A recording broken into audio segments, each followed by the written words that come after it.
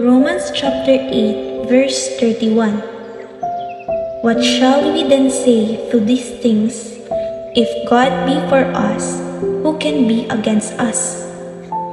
May mga bagay sa buhay natin na talagang nakakatakot.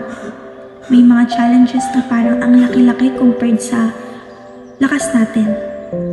May mga tao rin na magdadoubt sa atin and may mga sitwasyon na darating sa buhay natin na hindi natin kontrolado.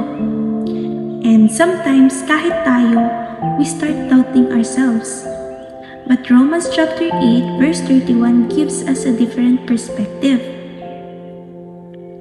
Hindi sinabi sa verse na to na wala nang magiging against sa atin. Meron pa ring mangyayaring challenges, meron pa ring mga taong hindi makakaintindi sa atin, but none of those things are greater than God. Kapag alam mong nasa kalooban ka ng Panginoon, wala kang dapat ikatakot kung ano yung sasabihin sa'yo ng ibang tao.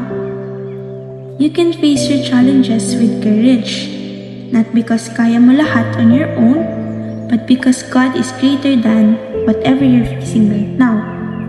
So maybe today, may kinakaharap kang problema at iniisip mo kung paano mo malalagpasan, but instead of focusing on how big your problem is, look at how big your God is.